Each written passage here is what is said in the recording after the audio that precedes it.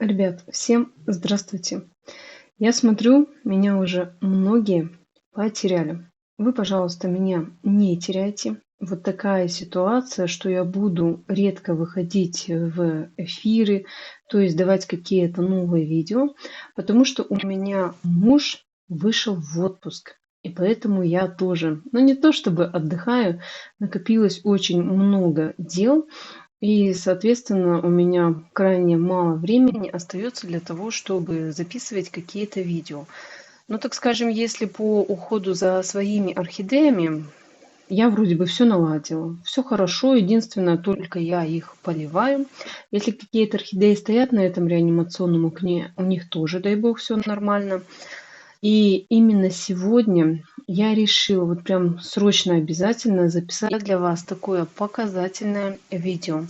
Вот здесь рядом стоят две орхидейки, которые были куплены. Они стоят на передержке. Также вот на этом заднем плане тоже орхидеи, которые проданы, и они должны отправиться почтой.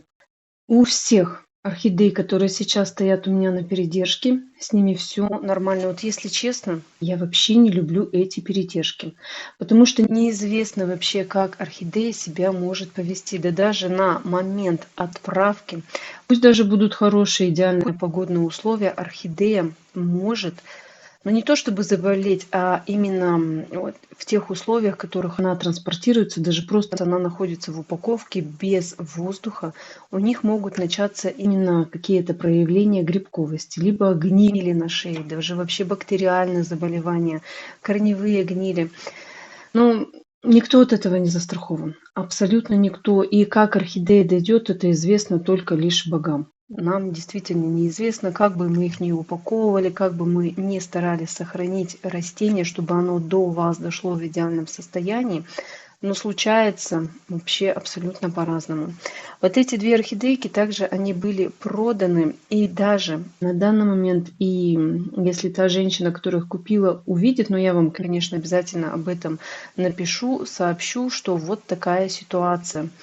На данный момент у них случилась гниль на шее. Это очень печально. Она вот прям желала, она мне долгое время писала о том, что Лена, я хочу именно этот сорт, это сорт Сицилия. И сейчас человек узнает о том, что у них такая ситуация, соответственно, она расстроится. Но будем сейчас, я их пролечу, и там уже мы будем, конечно, смотреть вообще по ситуации, как орхидеи себя поведут. Лично у меня есть такой сорт, я вам тоже ее покажу. Была также у нее гниль на шее, залечила, дай бог, все хорошо. Но если я вдруг начну даже вот эти вот орхидейки обработаю, пролечу, они нарастят новые корни, и если мне их отправлять транспортировкой почты, да даже здоровая орхидея неизвестно, как себя поведет. Ну ладно, ребят, давайте будем вместе с вами смотреть и разбираться. Вот они, две проданные красавицы сорта Сицилия. Конечно, очень красивая, очень интересная, но знаете, вот сейчас, когда я познакомилась с этим сортом, я начинаю подозревать о том, что она вообще расположена к каким-то заболеваниям. Есть большое количество сортов, такие, допустим, как Аба, она очень известная, и она постоянно портится и гниет, то есть вырастить ее крайне проблематично. Вот моя орхидейка точно такого сорта, она изначально пришла не цветущая, и я ее себе оставила опять же в наследство. Как вы видите, у нее была пролечена Максимом шея. Вокруг по всему периметру я все зачищала. Но сейчас, получается, с октября месяца, ну почти 5 месяцев, как она находится у меня, она отсюда не доставалась. Я ее абсолютно не потрошила, но тем не менее заметно, что случилась корневая гниль. Гниль на шее. Видите, как шея хорошо сейчас обрастает. Я, конечно, думала эту орхидейку пересаживать, но буду решать именно тот вопрос с хозяйкой этих орхидей. Может быть, не знаю, она заберет и вот эту орхидею, насколько сильно она захочет к себе этот сорт.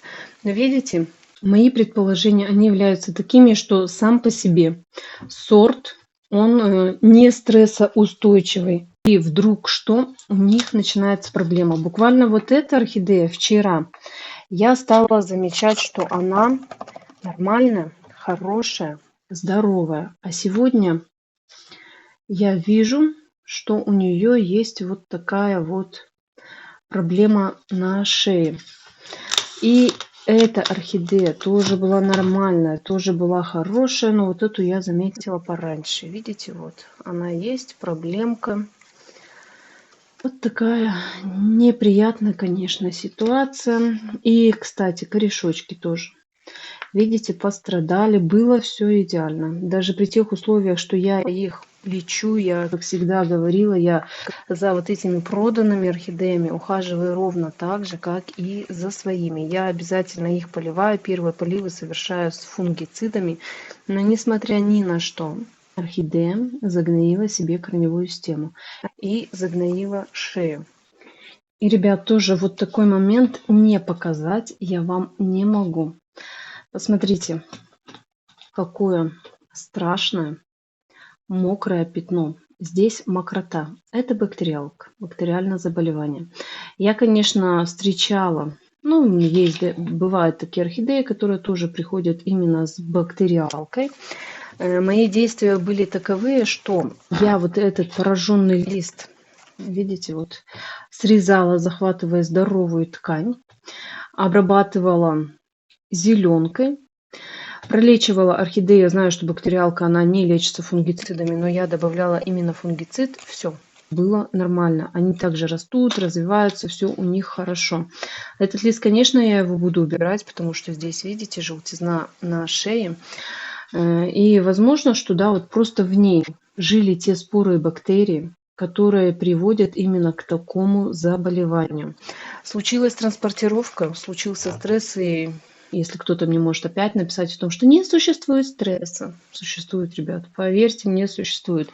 Вот смотрите, покажу вам в качестве примера. Вот тоже орхидея стоит проданная, все нормально, идеально. Все цветочки распустила, даже вот бутончик есть. И состояние ее здоровья вот такое, ждет, когда она отправится почтой к своей хозяйке. Все идеально. Корневая идеальна, шея идеальна, и даже цветочки есть. И знаете, когда орхидея скидывает, вот даже бы если на данный момент она скинула цветы, да бог с ней. Цветы, я всегда говорю, это дело наживное. В первую очередь, чтобы у вас при транспортировке почтой были идеальные листья и корни. И не дай бог вам продавец перед отправкой не высылает фотографии, а отправляют орхидею, допустим, в таком состоянии, вы на 100% получите мертвеца. Вы ничего доброго от этого не получите, не увидите. Давайте, конечно, уже будем лечить. Опоры я убрала. Естественно, цветоносы я их, не то что цветоносы, прям цветение я убираю. Вот они все почечки пока сохраняю. На данный момент, может быть, и все нормально будет. Орхидейка поправится быстренько. И из этих мест у нас что-то нарастет. Либо цветоносы, либо детки. Обязательно перекись водорода все места. Цветение на данный момент ей ни в коем случае нельзя давать вообще продолжать цвести, потому что орхидея, она болеет. И на момент болезни цветение забирает все необходимое. Так, у той орхидейки что с корнями? Ну, у этой орхидейки, конечно, получше будут корешочки. Все. Смотрите, ситуация такая, да? Мы видим, что вот орхидея желтит лист от основания. Вот это всегда проблема. Если желтение, даже любого желтения листа идет, конечно, в идеале, чтобы они по очереди желтели, этот. Но даже если вот желтение листа идет от конца к основанию вот верхнего листа, это будет проблемкой. Но тоже там ситуации бывают абсолютно разные. Но если лист, он стареет, он самый нижний, вот он самый нижний, должен идти от конца к основанию желтеть, это норма. А вот это не норма. Вот она, какая-то гниль, какая-то бяка здесь сидит. Я этот лист буду убирать с обеих сторон, потому что здесь я тоже с другой стороны замечаю желтизну. Вот так надламываю на две части, разрываю и удаляю. Конечно, понимаю, что это растение, которое будет содержаться пока на данный момент у меня весь мох от шеи. Надо было, конечно, мне лично самой еще до всех отправок, те орхидеи, которые стоят на передержке, я тоже с ними самое проделаю. Мох обязательно убираем от шеи. Даже он может провоцировать орхидейку на гнилостные процессы, потому что он при поливе увлажняется, он мокнет. И, конечно, подходит эта вода к шее. И вот вдруг такая орхидейка, которая не стрессоустойчива, мы же изначально, если какой-то вообще сорт, и мы о нем ничего не знаем, может случиться вот такая ситуация, как у меня. Так, ну вот этот листик давайте я его тоже удалю. Вроде бы на данный момент он мне сейчас не мешает. Но чтобы видеть всю картину под шеей и до конца все дочистить, убрать, лучше всего их будет удалить. Так, ну вот что. Пинцетом остатки мы вот этого листа убираем. Сейчас, конечно, нужно мне по максимуму открывать всю шею и смотреть вообще, что там происходит, что могло провоцировать. Даже вот эта чешуечка еще вот когда-то, видимо, не знаю, там, видимо, садовником был лист снят. И может вода даже элементарно вот в эту чешуйку попадает, и она также провоцирует. Давайте я сейчас вот этот цветоносик тоже по самый сих отрежу и посмотрю. Ну, нормально. Цветонос это не корень, а вообще за цветоносы никогда, абсолютно никогда не переживаю. И вот тоже обидно становится, с одной стороны, когда зрители моего канала, я же веду в основе канал именно про лечение, про реанимацию. И они, глядя вот на такую картину, всегда жалеют у орхидейки цветения. Да бог ты мой, сколько можно говорить о том, что, ребят, в первую очередь вы должны пожалеть только растения, только орхидейку. Как только у вас все наладится, орхидея пролечится, прореанимируется, она обязательно при хороших условиях все вам даст и нарастит. Ну вот пока смотрю вот так, кручу, верчу, ничего особенного здесь не замечаю.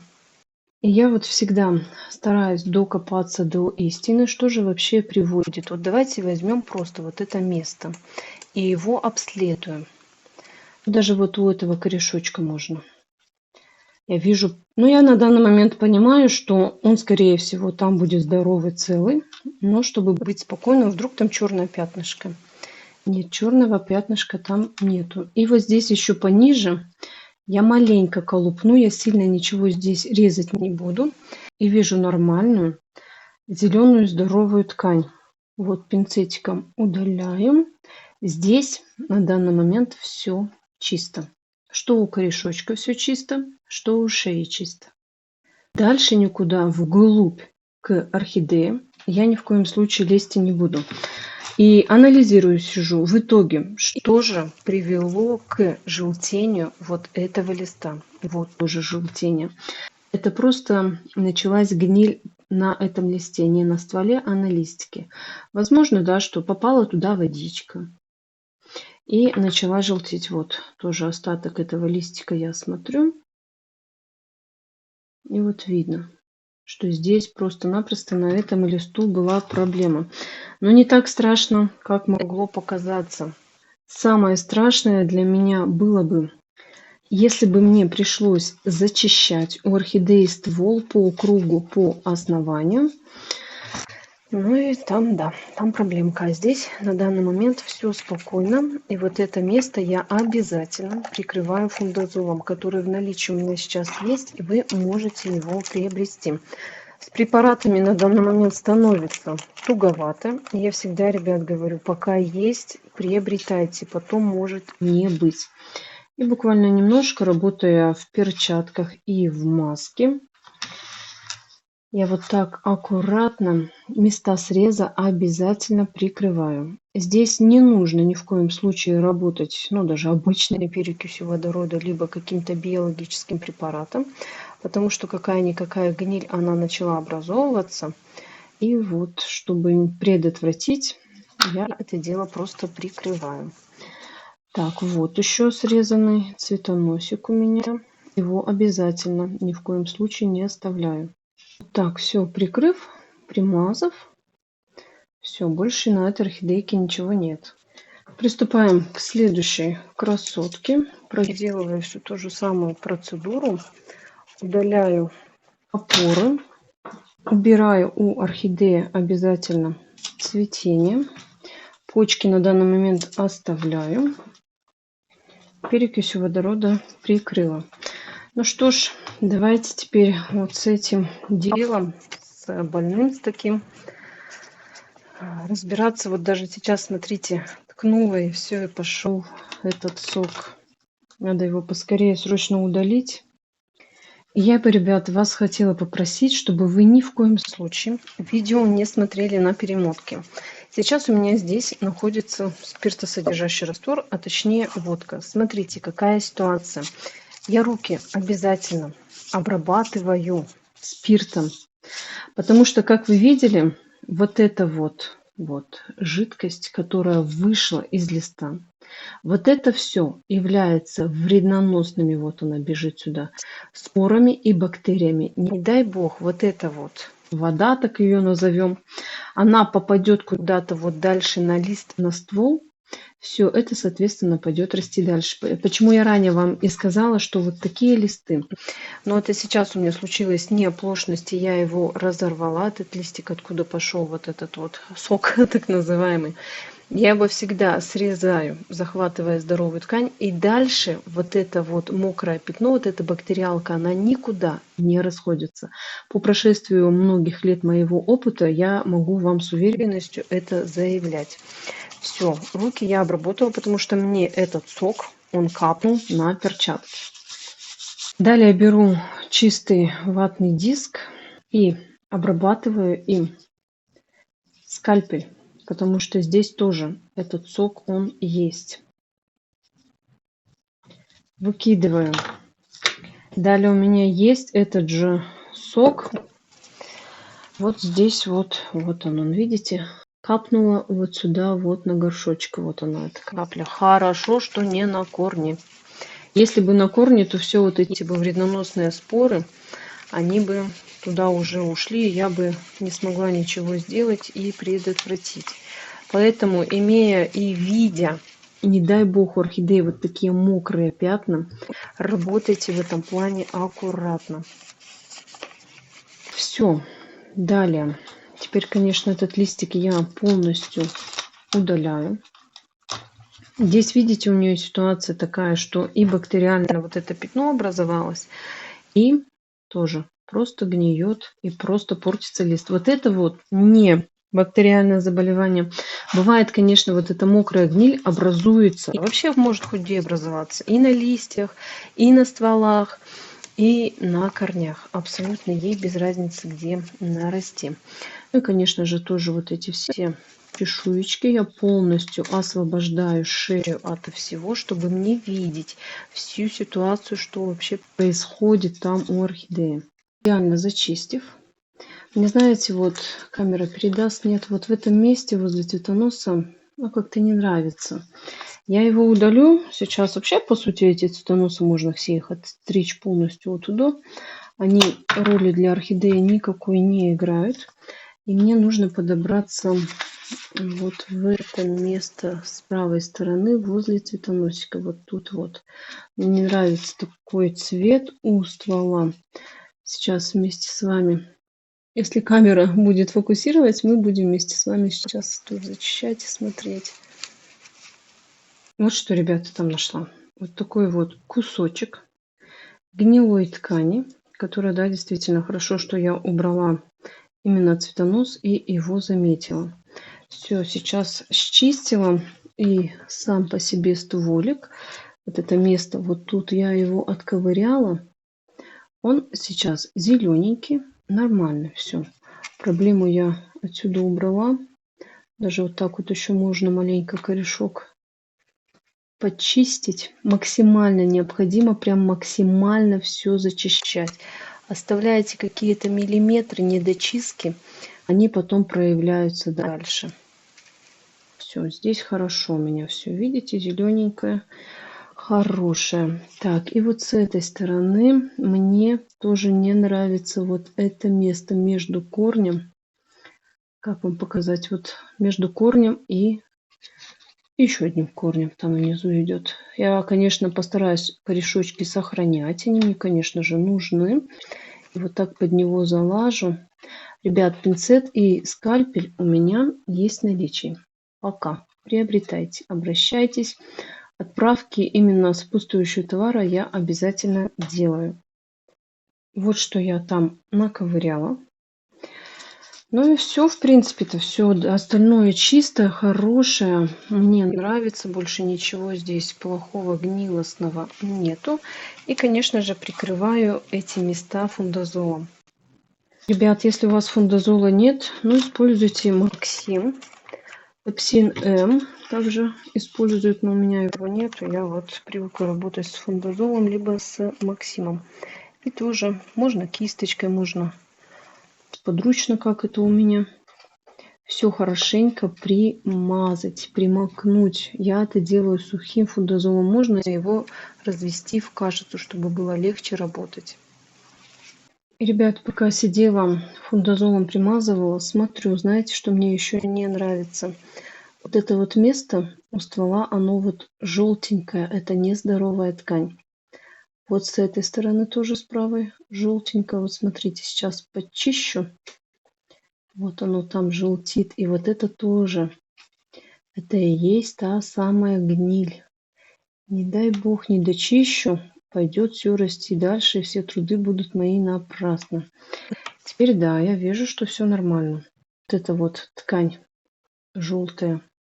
Но она не то чтобы желтая, она такая серо... Ну, как правильно цвет объяснить? Такого персикового, наверное, что ли, цвета. И все, вот прям зачищаю конкретно. Все везде.